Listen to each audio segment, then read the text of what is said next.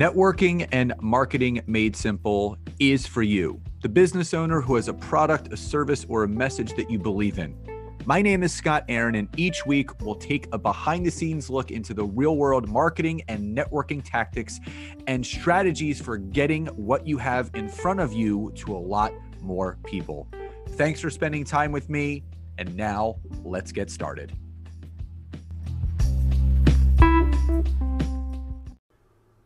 Hey everybody, welcome to another episode of Networking and Marketing Made Simple. And everyone knows that, I'm always super excited about my episodes. And as much as I love doing my solo episodes, giving you those tangible and tips and things that you need to do on LinkedIn to grow your businesses, it's not every day that you have the #1 MLM and network marketing podcast host on your show. And just a little brief history about how I connected with this amazing human being. We have a lot of mutual connections, and I think the door of opportunity was originally opened up by our mutual friend, Kayla Kraft, who was a guest on my podcast and this gentleman's as well. We have a lot of mutual connections. We both share a love for watching our sons play baseball, but also collecting all sorts of sports memorabilia cards. We can that can be a whole episode in itself. So without further ado, Simon Chan, welcome to today's episode. Hey, thank you for having me on, Scott. It's an honor. And we can talk about whatever we want. I think it's going to be a long show, especially if you talk about kids and baseball and network marketing and connecting. Yeah. So I always like starting out the show the same way. And for those that, #1, are not familiar with Simon Chan, who he is and what he does, but most importantly, my audience always loves knowing what was that moment in your entrepreneurial career that set you on this path, not just of personal growth and personal development, but the network marketing and MLM profession that has you doing what you're doing today? Well, yeah, you have to go all the way back to 2002, 2003, was almost 20 years ago. I can't believe it's been 20 years ago. But I had a job. I worked in sports. I loved it, but I wasn't getting paid much. But I thought that was the way to do it. You worked hard. I was a shy, quiet Asian kid from Brooklyn, New York. My parents just work hard, study hard, get into a good school, and work hard at your job. And basically, that's what I did. Went to a good college and graduated. And then I read the book Rich Dad Poor Dad, which basically knocked me off my feet. It's oh my goodness, I've been doing life the wrong way. So this is really the secret, what it is. Because until then, I thought I was just going to work hard. I wanted to get that corner office. I was working for corporate in sports, but working like a corporate America. I wanted that corner office. And I was willing to work for $40,000, $50,000 a year. And for 20, 30 years, and slowly get to $150,000, be a vice president, $200,000, and realize, oh my goodness, you don't need to live life that way. And that got me on a journey. I read Cash Flow Quadrant, got into personal finance books, and I wanted a business, but I just didn't have any money. And then I found out about this thing called network marketing from Robert Kiyosaki, and it said that, well, network marketing is great, but some people have a bad connotation. I was like, what's so bad about marketing computer networks? I was I had no idea what it was, right? It was just 2000, IT, the internet bubble and stuff. So I researched and I read network marketing for dummies, and I was this is pretty fascinating, right? And then at the same time, I thought about doing a Subway franchise. So that was the easier way, but I didn't have the money. But at the same time, I read Purpose Driven Life. It was a point in my life I was doing a lot of soul searching, and God, Jesus Christ is very important to me. And I felt that God's purpose after doing the 40 chapters was to have a positive impact as many lives as possible. And out of the different business models I looked at, network marketing is really the one that you really have to help out people if you want that passive income. You can never have long-term success. If you just want selling, you can make some short-term money. But if you want to have long-term success, it's really about making an impact and coaching and teaching. And ever since I was young, thinking back, even though I was shy and quiet, I always enjoyed coaching and helping. And from, coaching kids in the Chinatown YMCA for basketball, being a youth counselor in my church, I always liked mentoring and empowering. So I thought network marketing was a good fit. And no one actually recruited me. I actually just found a company and just put that company's name in Los Angeles on Google. Some guy's website came up and I called him, say, I want to join. How do I sign up? And He signed me up and thought this business was going to be really easy. But boy, was I wrong. Yeah, I think when people conceptually think about network marketing, because it is such a low point of entry. There's some network marketing businesses where it's just a few $100s, but the problem comes in is they start treating it like a few $100 invested business, where if you would have went down that route of that Subway franchise, that would have been a multiple six-figure investment to get the franchising and everything else. Like myself, I had a couple brick and mortar gyms, but the last gym that I opened back in 2004, it cost nearly $600,000 to get it open by when all was said and done. And a lot of people don't know how good they have it when they start a network marketing opportunity, because you don't need to have a call center. Customer service is taken care of. You don't have to ship it out of your house like back in the day. It's literally a business in a box. So what would you, I mean, even though this is, 20 years ago, what would you say was the biggest misconception of what you thought it was going to be compared to what it actually did become? Well, I struggled for months. I made no money, struggled for months. And the only thing that kept me in there, I was listening to training calls until like one night I was listening to, and this is a long time. This wasn't any Facebook groups or anything like that. It was basically, my team will upload these trainings. My team, I was lucky, was one of the first online teams ever in the entire industry. We were doing stuff online, uploaded training call, but I had to download them. It was before the iPod, and I would actually burn them onto CDs, and I'll play them in the car.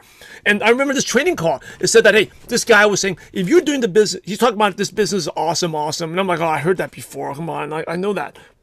But he said, if you're doing this business on a Monday, and then Tuesday, Wednesday, take some time off, and then Thursday, you hop onto your business presentation, and then Friday, Saturday is the weekend, you relax a little bit, and then Sunday night, you hit your job, you're thinking, then you want to work again, and then Monday, it's like, that's never going to work. You're never going to make it.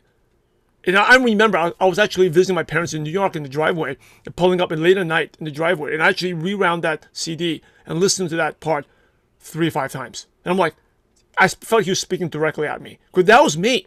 I was doing the business. I wasn't doing a business. I was doing a hobby.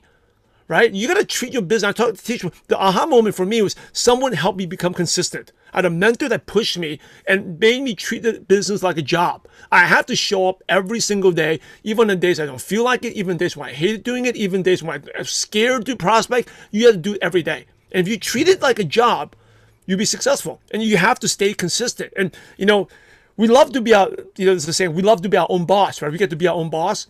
But people forget, you also have to be your own employee.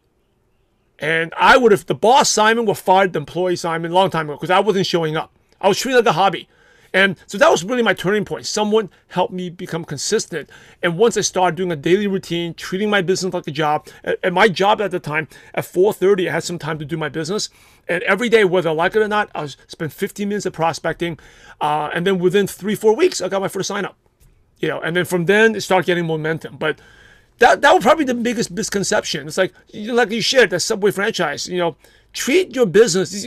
People say, oh, this is I have $1 million business. Well, treat it like $1 million business. That means you're going to lose sleep. That means you're going to sacrifice a lot of things you don't want to do. But you have to show up every day. It's funny, episode 260 of my podcast, I actually did something called the 3 C's to success. And 1 is clarity, 2 is communication, and 3 is consistency. And the fact is that if you don't have consistency in your business, it will never become one. And I call it double dutching. Someone's all in one day, they're all out the next, they're all in this day, you don't decide. When you say yes to network marketing, and this is what led to my success in the 4 years that I built, is because number 1, I had the business mindset going into it. I knew what it took to actually grow a business. I didn't just personal train someone 1 hour and then took off the rest of the day and then decided to do it the next day. It's that compounded effect that Darren Hardy always talks about. Everyone wants that instant gratification. They want to hit that lottery ticket. But here's the thing.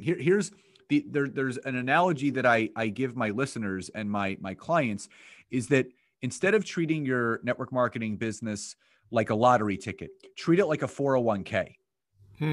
Because lottery ticket, think about what happens when people win the lottery. 75% of all people that win the lottery lose everything within 2 years. But if you treat this like a 401k, your retirement plan, and you make those daily investments every single day, whether that's conversations, that's connections, that's content, whatever it may be, it will compound over time. And I really feel that a lot of network marketers, especially nowadays, want the easiest road possible.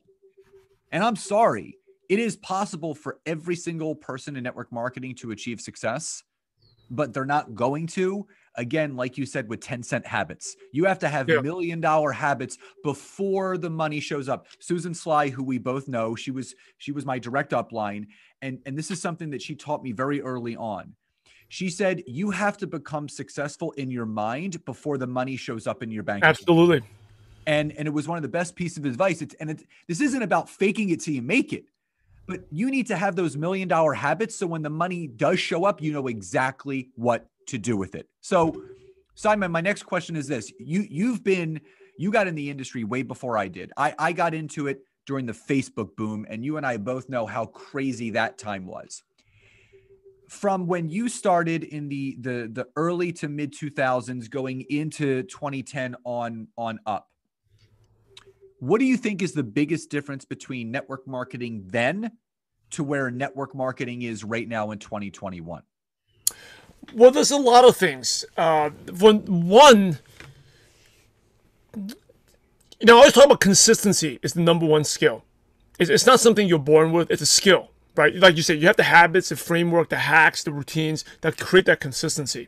And so one of the things is that if you're not consistent now, it's going to hurt you more than before. Because back then, right, before Facebook, social media, if you were like show up to your opportunity meeting and you were excited, you're pumped up, excited, and then the rest of the week you kind of slack off a little bit, no one's going to know that. But now you're on social media. If you want to be successful, you have to be posting every day. Now, I'm not talking about posting about the business spamming, right? Being a commercial. I'm talking about providing content. You want to be an influencer, provide content. I just got off the call right before this with someone I'm coaching one-on-one. She got her first sign up from social media. And sometimes it takes a little longer, right? And kind of like what you shared, do what's hard and your life will be easy. But you can't expect instant results. That's the curse of anything. Whether it's like dieting, sports, and you want instant results, you're never going to be successful in anything, in any career, anything in life. But she stopped posting. I tell her what to post. Finally got a sign up, right? Because it's like, my first question is always, who is this person? Warm or cold? He says it was kind of warm, but kind of cold. It turned out an old friend, but they're just watching what she was posting, and they asked her, what do you do? I'm actually wanting to learn more. And boom, sign up. Right? So, but back in the day, but she has to show up every single day. Back in the day, hey, you're going to go to opportunity meeting Thursday, once a week. You're excited. You can slack off. That's fine. Now you can't do that anymore. That's number one. Number two is network marketing is more popular than ever in the sense that everyone knows someone who's made money. Now, they may not like it, they may not join, but they all know someone because of social media, a friend of a friend of a friend that from high school or college, and they made a lot of money. Everyone knows someone. Now, they may not want to do network marketing, but they know that it works, that they know someone that's made a lot of money, right? Number three, and back then, it wasn't like that. I remember, I felt like I was an island. Does anyone else even do this stuff? By the way, there's no YouTube, there's no social media. Was anyone into stuff? What am I really legit? The only thing I had was like Rich Dad Poor Dad, Cash Flow Quadrant, Network Marketing for Dummies. That validate. Actually, Network Marketing for Dummies, since it was like the brand, the Dummies book, was like it validated my decision, right? But now everyone on social media knows it's legit, right? It's also easier now than to recruit people than before, because of social media, right? You can reach out to people. You're not like a shy, quiet person like me. That's the reason I started building online in 2004. But this is way harder. I was doing Overture, Google AdSense, AOL, instant messaging, different ICQ forums, posting. Right now, social media has made it so much easier to find people. Easier to recruit people because of their lifestyle, but at the same time, much easier for people to quit, because of shiny object syndrome. Right? So back then, when I first joined my company, when I talk about shiny object syndrome, I mean like looking at different things. I just joined my company. I'm excited. I didn't know about any other network marketing companies. I didn't know about any other leaders. The only leaders I knew was, again, from my company, or if it was like a book out there that I would read a book, right? There wasn't even that many network marketing books out there, but I'll find out, right? But now, like, you're struggling. It's so easy to go down the rabbit hole, just surfing on, instead of your business like a job, just goofing off, scrolling on the news feed, and see so many, this company looks better, because the trap is thinking it's your company's fault. No, most of the time it's always your fault. Your thing that's wrong, right? So instead of like the easy ways, it's the grass is greener.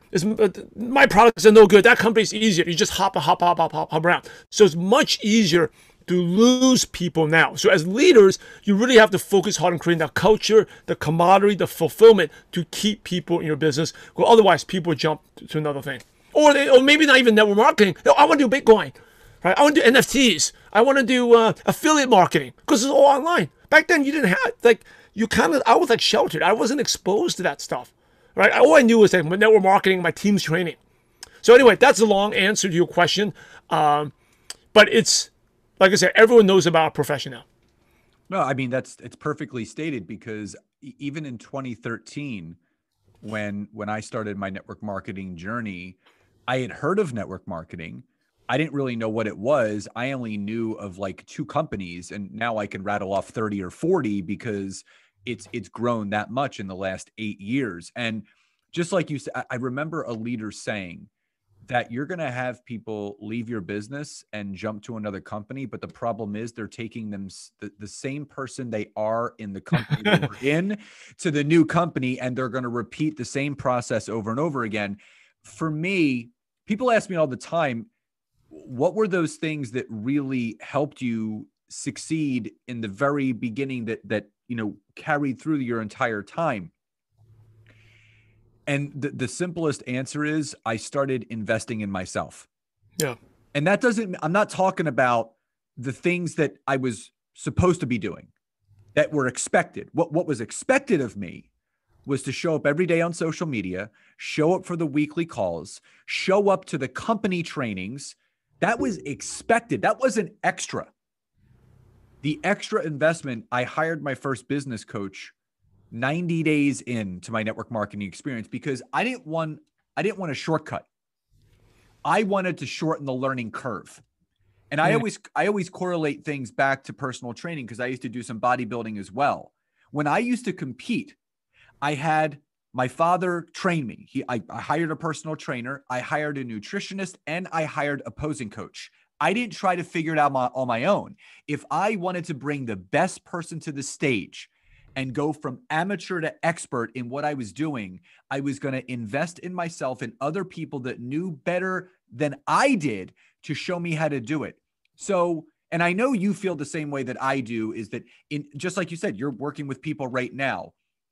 How impactful was it for you when you actually started to invest in yourself outside of your opportunity with business coaches and things that you were doing? And how important is that for a network marketer that's listening to this to understand, going back to something that you said, you're the boss and the employee at the same time. So when you're treating this like a business, it's going to pay you like one. So how important is it for that network marketer if they're ready for that big leap? They want more out of this. It's huge. And I'm sorry to cut you off, because it's like people don't understand this. Like people, and there's different levels of personal development, right? When I first started, I never even read a book, right? Like I buy books. I read Rich Dad Poor Dad because my ex-girlfriend told me I had to read it, and she was like, "Oh, you better read this book." But there's different levels, right? Like reading a book is good. Going watching these Facebook Live videos, YouTube trainings, that's good. But that's really the expensive way, because then you got to figure it out, right? Like what's working. That's by the way, that's like YouTube, whatever, YouTube Encyclopedia, YouTube Educate College, YouTube University. It's the slow, long way to do that. Because number one, you have to filter out what's actually true, what's not. Number one.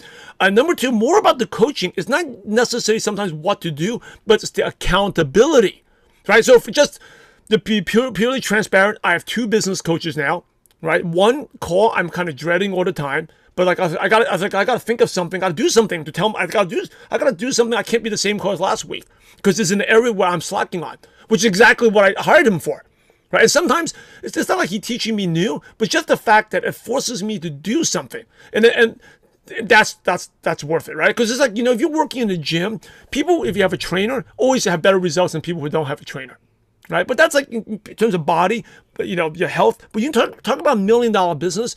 We only have a limited amount of time here on earth. Don't take the long way. Take like you said, the smarter way. And the long way is learning. The expensive way is to learn from experience.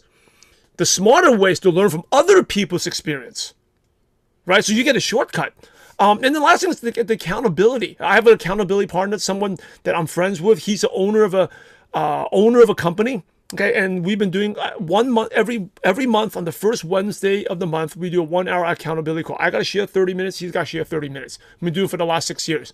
But I have to prepare. So everyone was successful. They have coaches. The expensive way, the cheapest way is just to read a book. Go to events and YouTube. But if you really want a shortcut and the smarter way, coaching is the way to go. Because think about other parts of my life. I have accountability partner and coaches because we're human. We all slack off. And I can go on and I'll just to give you one example of it. I had a vision. I went to my first company event. I had a vision to open in foreign markets, right? First foreign market opened up was Malaysia. And being the dumb, naive person, I didn't even know where Malaysia was. I was like, I'm going to go there and take advantage of that market. And I went there. And I didn't have a coach. I figured out my own way. I read books. I got some CDs. I couldn't afford coaching, right? And it ended up, I had some pretty good success there, but took 2 years of my life. And I made a lot of mistakes. So many mistakes, I almost got terminated by my company because I violated some policies I didn't even know about because I didn't have a coach. Second time around, a couple years later, 2007, 2008, I had a coach. Told me about opening new markets. Philippines. This time around, built a team of 200,000 people there within 2 years, right? Because I had accountability and knew exactly what to do. And I'm like, oh my God, I wish I knew this when I did open up Malaysia. And by the way, even MLM Nation, right? And if anyone thinking about it, kind of what you talked about, the network marketing is like such a great profession, but it's only great business, but only for a couple $100. If any of you think about coaching is way, way, way, way harder than building a network marketing business. And Scott can attest to that. You have that customer service, all these things. So when I first started, I had a different, in 2013, I've been a full-time coach for over 8.5 years now. I had a different purpose. I feel like I can make a bigger impact. And my purpose from God is to have a positive impact as many lives as possible. I feel like my company was just a drop in the bucket. I could make a way bigger impact across the entire profession. So I started doing coaching. And I'll tell you, thanks to the residual income, but basically, I made every mistake you can make. And it's the only residual income from my network marketing business that I was paying my bills. Otherwise, I blew off all this money, right? Now, I remember the thing that saved me, you talk about the podcast, being the #1 network marketing podcast. I remember in 2014, I had basically no money. All the residual went to paying the expenses and the rent and the mortgage, right? And I was like, I need something new to change. I was tired of being stuck in this coaching thing. And I joined a coaching group, a big mastermind. It was $25,000. I didn't have the money to do it. But I said to Dave, I'm tired of being stuck. I can't being stuck. I built a successful network marketing business. But I need help with this. And I borrowed the money and was making down payment plan. And, first year I learned something, but it wasn't even that much, right? It wasn't even that much. But the second year, it's like, okay, the business grew a little bit. But hey, I got to do this again. I got to renew and do it again. And it was that second year, game changer. That's why I got the idea for the MLM Nation podcast. Where someone inspired me to do it, pushed me to do it, had the and then more important, the accountability to launch it. So if it wasn't me investing in that time, borrowing money to pay for coaching, I would be a nobody. I wouldn't even Scott, you wouldn't even reached out to me. You wouldn't even want me to have you on the show. I think there would have been another way that we would have connected in some way, shape, or form. But definitely wouldn't be MLM Nation podcast. It definitely wouldn't have happened. It's like, I'm telling you, I can talk on and on. It's so important to invest in yourself, get coaching and accountability. Yeah, my wife and I, we got married, but before we even got married, when we first started dating almost 4 years ago, we basically drew a line in the sand that our marketing plan for our businesses requires us to either be personally coaching one-on-one with someone or in a high-level mastermind. And we're in one right now. We have accountability coaches, because the best coaches have coaches. Absolutely. And if you're working with someone that doesn't, and they think they know everything, they actually know nothing, because a good coach is always wanting to learn more and more and more so they can continue to pour back in. My wife just went through a 4-day, 32-hour NLP certification this past week, and literally 8 hours a day for 4 days. And she invested that time and that money to do that because she wants to get better at supporting her clients with neuro-linguistic programming, which I love. And it's those types of people like you, like myself, like my wife, that really make a difference in the coaching sphere. Because the most important thing, yes, we are all highly skilled at what we do, but the thing that determines a good coach from everyone else is we have our clients' best interest first and foremost in front of us. Yeah. It's not about our success. It is about the success of the people that we work with, getting text messages and emails from our clients letting us know that they had this breakthrough and they achieved this money and they did this. That is everything. Those things make my weeks, they make my months, they make my years. And the money is just a side effect of the lives that you get to touch. And to your point, people may see what Simon is doing now and what I'm doing now and say, oh my God, they're killing it. You have no idea.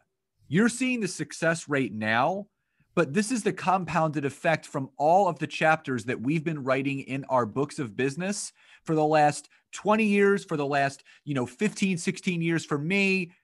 You're seeing the success right now, but you don't know the story of what we had to go through to get to where we are right now. And that's the big thing. Big thing, there's a lot of facades out there. And this is the one thing, listen, like you and me, I love social media, but I hate social media at the same time, because no one can tell anymore who is real, who is fake, who's successful, and who's not.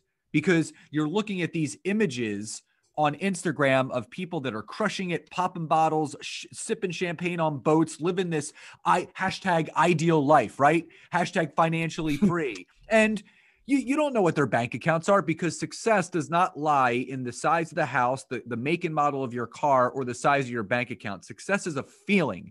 And if you feel successful, you will never, ever have a need to have to share it on social media. So you get that feeling like, look at me, I'm successful. And now I want everyone to praise me. Now, yeah.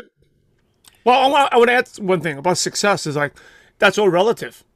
Some of the, I'm not saying a knock on the profession. This is like in any profession. Some of the most successful, wealthiest network marketers I know are also the unhappiest ones I know.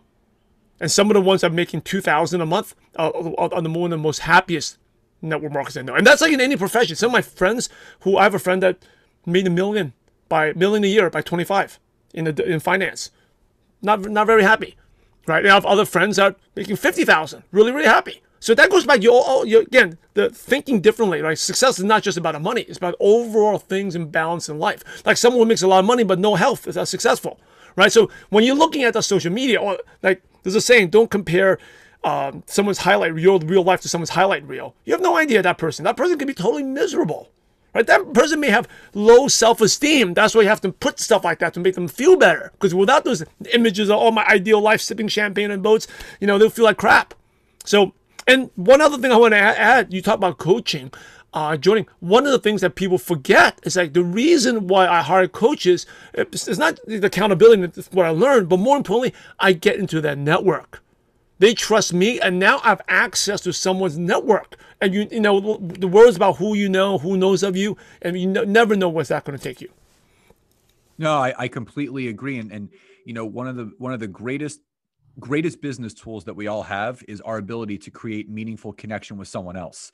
And you're not looking to post and pray. You're not looking to spray and pray. You want to build these relationships with people because you want your name coming out as many mouths as possible. And the most random thing happened the other day. An old client of mine texted me and she goes, oh my God, I was in a room on Clubhouse and someone dropped your name as the LinkedIn guru. And I'm like, really? And I haven't been on Clubhouse in months, but again, it's that compounded effect. It's getting to know as many people as you can, not to try to get any money from them. It's to create that meaningful connection where you're leaving them better. And it's all about, giving as much as you can without expecting anything back in return. Yep. So, but before we start to wind down, again, we both agree network marketing, it's never been easier because of the availability of all the tools and resources out there. But in your opinion, what's the biggest mistake that you see network marketers making today as compared to what we did, quote unquote, back in the day? Oh, biggest mistake. Can you just give me a second? I'm just going to close this door. Okay. Just take 2 seconds. So the biggest mistake, that is a tough question. Today versus, I think it's the same mistake. It's just in different ways in different channels, right? Like the big mistake is wanting something quick for nothing. And this is the great advice of my mentor. You talk about like how to think. Want something for nothing? If you want something for nothing attitude, that's poverty mindset. Right? And the lottery mindset is like that. I didn't do anything, but I won a lot of money. Great. But that's something, you did nothing to earn that. And you end up losing it all, right? Or people try to steal. That's an example. Something for nothing. I didn't do anything. I stole someone's stuff. That never leads to, and even you see people who do that, they steal. I tell you, when they sleep at night, are they really successful? Are they really happy with themselves? If you're not happy with yourself, hey, that's not success. Doesn't matter how much money you have. But, I think humans are humans. We're emotional. We're psychologically the same. It's the same mistakes. Like, for example, want something for nothing, something quick. So, shiny object syndrome, right? Like, oh, back then it was just like maybe quitting and do something else. Now social media, jumping something else. It's being too spammy, talking too much. If you had to sum up one thing, I would say maybe lack of consistency, wanting something for nothing, talking too much to too few people, spammy. But back then you just, send out emails and email blast spam, right? Or you just talk your head off to one friend, talk to them for 2 hours and make them listen to your presentation. But now instead of doing that on the phone, you do it on social media and just post all this is before after pics. Like, does before and after pics really work that well in 2021? Right? So many people, I can get a great photo. I can have an app on my phone that can make me look like I have great abs. So that should app like that. I saw it on Instagram. I don't know how they targeted me on that. Like, hey, you have great abs. You press a couple buttons and all of a sudden I have like an 8-pack. So ultimately it's the same. This business is a relationship building business. It's based on trust. People only buy from people they know, like, and trust. Right? So if they look at your profile, do they feel like they know, like, and trust you? Because if they don't, then they're not going to join. I talk about this all the time on all my trainings, all my workshops, and I always let people know, no one will ever buy anything from anyone that they don't know, they don't like, and they don't trust. It is building rapport and relationship with people is one of the most important things that you can do in business. And, just like you said, everybody, they want something for nothing nowadays. And I'm sorry, that's the posting and praying, the before and afters, none of that stuff is going to work. And I give permission now to people to actually quit. I had a conversation with someone the other day, and they were so financially stretched that it was hard for them to make their monthly payments for their network marketing business. And I said to them, I said, is this really something that you want to do? I said, deep down inside, because there's going to be a lot of money that you're going to have to invest in this. And I said, take comfort in knowing it's okay if you need to take a step back and just enjoy the products if you can afford them, or stop altogether. Because if there's any sort of form of resistance, it's never going to happen. Now, Simon. And ultimately, we all know that's an excuse, right? Because I'll share an example to inspire your listeners. I had a leader in the Philippines. They went for a major rank advancement, but because of that, in Philippines is the average per capita income is much lower. They had to buy $5,000 worth of products, which is the equivalent of buying $50,000 worth of products in the U.S. to make a rank advancement. Now, I wasn't one who told them to do that, but that's what they did. But there was a husband and wife. Husband would do the prospecting, and the wife, what they did was, he gave her an ultimatum. Okay, every day you have to sell at least $100 worth of products, or else you're not coming home. And within a month and a half, they sold everything off. That's her job. Every day you leave the house, Don't come back in the house. We're not going to sleep until you sell $100 worth of products. So she had a contact list, went around, called everyone, ran around the town, visited every person, begged some people to buy whatever. But she sold off all those products within, I think, less than 30 days, 40 days. So ultimately, everything's an excuse. You know, it's like... And if you want it bad enough, you'll do whatever it takes to get it. Yeah, so the other person that says, oh, I can't afford to do it, hey, go buy the products and sell them. I think that's what I love about network marketing, is it makes you, and this is like if you want to do anything in life, you have to learn to sell and sell yourself. Right? Whether you just want to, hey, you're listening to this, hey, I just want to become a vice president for my company. I want to be the CEO in my company one day. I want to move up in your corporate ranks. So whatever you want to do, you have to sell yourself. Yep, couldn't agree more. Now, before I get to my final question, obviously, you know, you have the #1 network marketing podcast called MLM Nation. Amazing, amazing podcast. And so, you know, can the listeners find out more about you, your podcast, what you do, and how you help people? They can just go to mlmnation.com, or you can go to social on Facebook, Simon Chan, and Instagram, Simon W. Chan. But if you go to my website, mlmnation.com, all the links up there. There's a freebie in terms of if you're struggling for knowing what to do, the DMO of a cheat sheet. Just go to the website, mlmnation.com, all the links are there. Awesome. And all that for everybody that's listening, in the description of this episode, everything will be in there linked, so you can just click in there and get to know Simon a little bit better. So Simon, final question before we end today's episode. What does success truly mean to you? Success is to be, that's a tough question. I'm trying to phrase it as succinct as possible for you, is to be happy and healthy. If we're happy and healthy, that's successful. Right? So no matter what your goals are, financial, business goals, does it lead to happiness? And happiness doesn't mean lots of money. Everyone has different. You may want to make 10 million. You want to make 1 million. You want to make 70,000. Whatever it is, do what makes you happy and make sure you stay healthy. Because you can have all of the money in the world, but if you don't have health, then it doesn't mean anything. So be happy and be healthy. Love that. And for the listeners, obviously you can't see this, but Simon is wearing a shirt that says "Purpose is greater than money."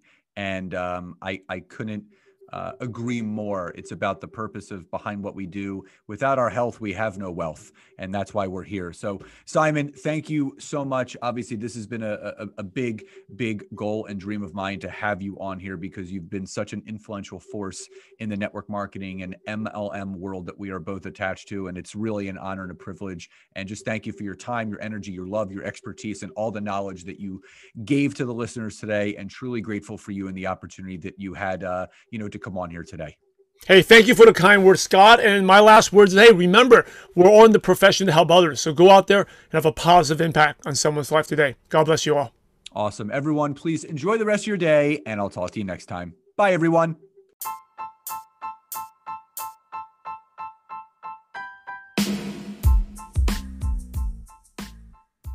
Thank you so much again for checking out today's episode. And if you are listening through iTunes, Spotify, wherever you are, please leave me a rating and review. Let me know what you loved, what you would like to see improved, or ideas you have for future episodes. And if you are interested in taking your business to the next level, don't hesitate to go to my website, www.scottaaron.net, where you can schedule a free discovery call with me, where I can learn more about you, your business, what you're struggling with, and how we can work together. And don't forget to check out my wife, Nancy, and mine, our free community on Facebook called LinkedIn Leads for Life. We would love to see you in there. Have a great rest of your day.